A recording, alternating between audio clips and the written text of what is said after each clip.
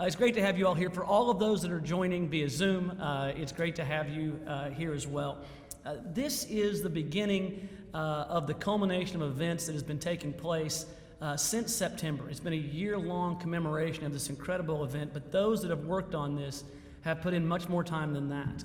It has been almost 2.5 years in the making. And I'll be honest, it's been over 100 years in the making, to be honest. But those that put time into this, I know a number have been mentioned, but I do want to especially recognize 3 individuals. I'll ask for applause in just a second, but Dr. Carlos Hill, from whom you've already heard, Dr. Kalinda Eaton, who has been an incredible leader on this campus and a part of this initiative, Dr. Daniel Simon.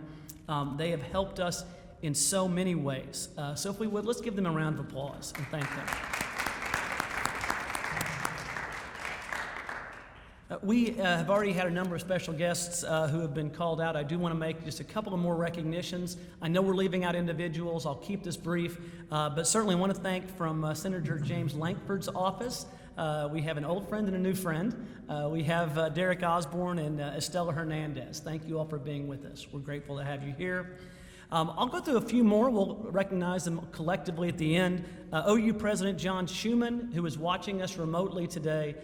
His leadership at the Tulsa campus and leadership efforts around all of these events have been critically important, so a huge debt of gratitude to John and his team.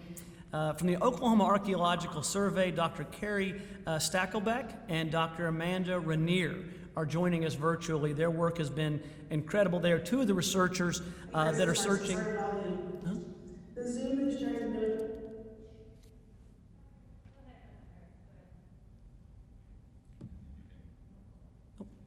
Okay, we're doing great.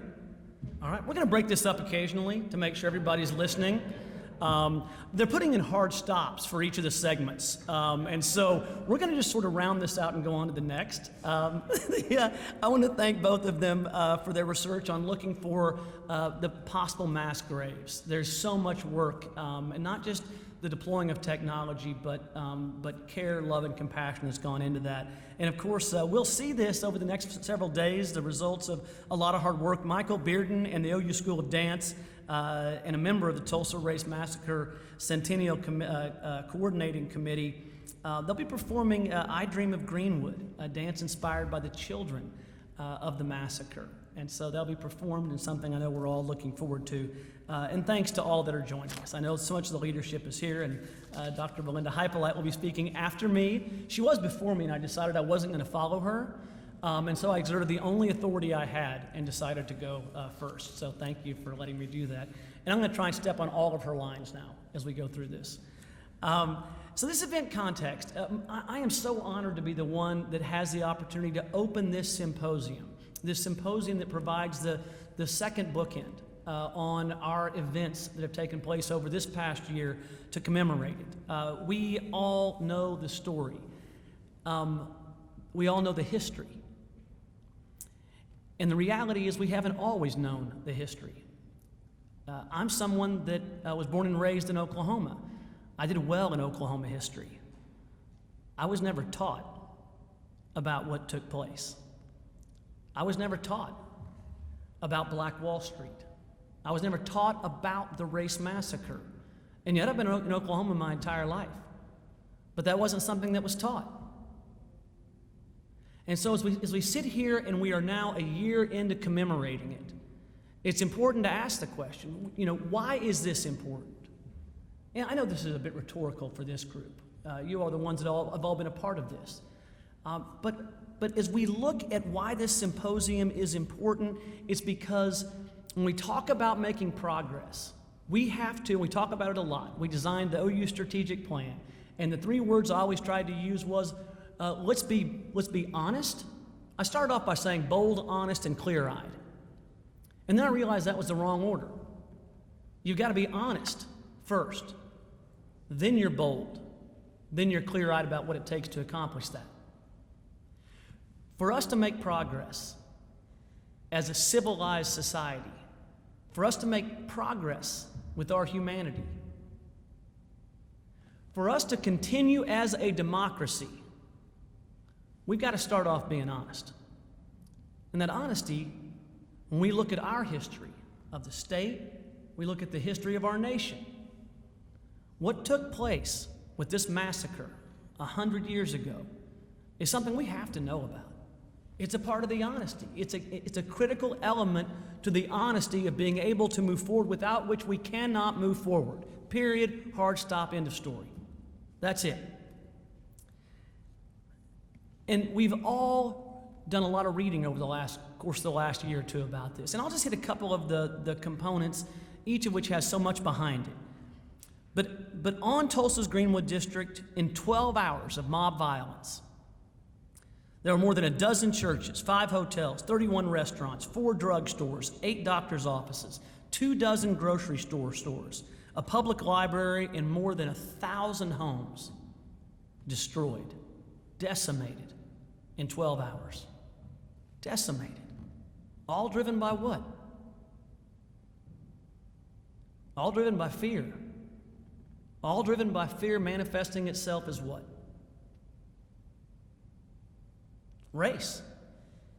There's no two ways about it. And so as we sit here today and we ask ourselves, is this something we should remember? The answer is we have to.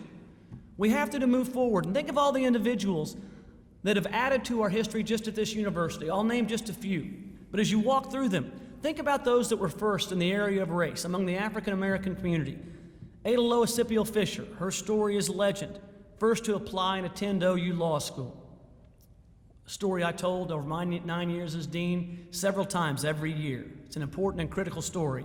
George McLaurin, OU's first black student. Dr. Melvin Tolson, OU's first full-time black professor. Dr. George Henderson, a friend of so many of ours. The first African-American dean and one of the first homeowners. First African-American homeowners in Oklahoma, who is still with us today in a very real way, for us to realize the proximity of all of this. Regent Sylvia Lewis, Regent Melvin Hall, my dear friend and one of my mentors, Dean Stan Evans. The list goes on. And they're a critical part of our history, and they also show us the proximity in time for all of these events. You got to be honest. We talk a lot about OU. We talk about David Ross Boyd coming here 130 years ago. We got to be honest, right? Native peoples were here well before that. Right? We got to be honest. Oklahoma, Norman was a sundowner town. It was. So as we go through this, we have to ask, where do we stand today? Do we need to know these stories? Do we need to have it brought to us?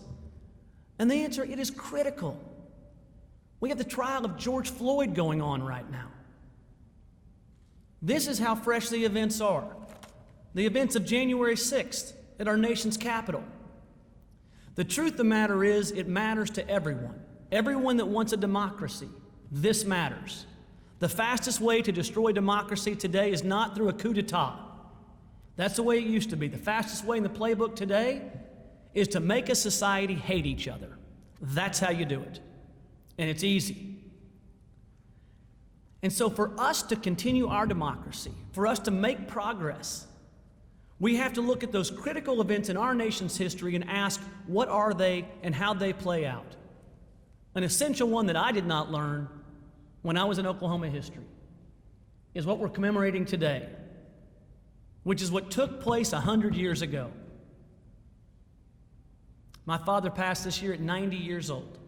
Think about how close in time that connection is. And the question is, are we healed today? Is this simply history that was swept under the rug that it's okay to forget because it has no application today? And the answer is crystal clear. The divisions still exist, and in fact, they're part of that playbook to make us hate each other, to drive fear of the other. We talk a lot about how diversity is critical in making us become better, to bring the full richness of life to us. But it's also a powerful wedge, and one is easier than the other. And so being here and talking about and commemorating this event is essential to us. We have to pull it out from under the rug and look at it. And to truly honor those that suffered because of it, we have to look at it, be honest about it, commit ourselves to change in a constructive way, and realize there's a lot of hard work to do. Over the last several years, we've been doing this at the University of Oklahoma to the best of our abilities. It is a big lift. but it's one we have to engage in. There's no perfect answer. It's not an overnight solution. But if we look at that trilogy of acts that must take place, it starts with honesty. Honest, bold, and clear-eyed. And with boldness, we deserve and we must have a better tomorrow. We must not hate the other. But we must also not kid ourselves and act like it's not there. We have to address it. We have to start with our true history. Realize how it ties us and influences us today and provides lessons for what tomorrow can be if we act and what it will be if we don't. And that is a certainty. If we do not take the acts, we know what tomorrow will be. So it belongs to all of us. Those in this room, the 200 that are joining us by Zoom, we're the ones that have to look at it and commit ourselves to making a positive change. And we look at it through the university lens. We're taking a bold and daring step. We're starting a new class at OU.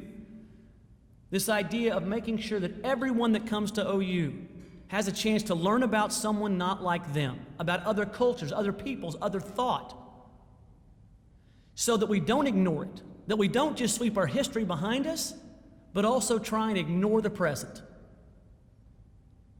As an educational institution, as a flagship research university of our state and a model in the country, if our students go through school and if they don't address this, the divide in our country that's taking place, if they don't learn about the other in a way where they don't have to believe like the other, but where they understand the humanity behind the position, the thoughts, the fears, the loves, the wants, and then learn how to engage in civil discourse, then we're failing. And it's easy to ignore. It's always easier to ignore. It is. The temptation's always there. So, we look at our strategic plan. There are 5 elements to it. This is how we look at this. When we look at the 5 elements of our strategic plan, we look at this question and the lessons from what happened 100 years ago, and we say, where do they apply? They apply in 2 critical places. The second pillar we have is preparing our students for a life of meaning, success, and impact. In the world today, in our nation today, if you don't understand those different from you, you cannot succeed. And so it's in the self-interest of all of our students to learn about those that are not like them, not just for their own intellectual growth and emotional growth, but to have an impact in their lives. And the second is our 4th pillar, which is this connection, the idea of feeling connected, creating a place of belonging. Because if our students, faculty, and staff and alumni don't feel connected, then they can't realize their full potential. And so as we sit here today, I know that Dr. Hill said be brief, and I am well past brief.